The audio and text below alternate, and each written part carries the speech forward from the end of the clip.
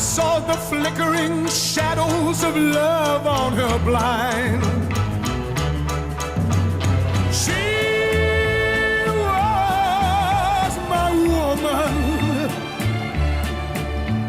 As she deceived me, I watched and went out of my mind.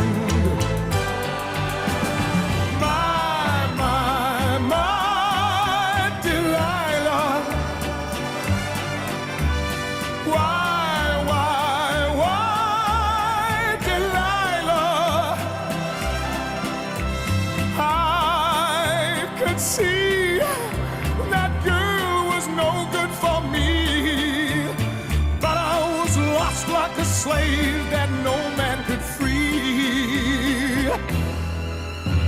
At break of day, when that man drove away, I was waiting. I crossed the street to her house and she opened the door.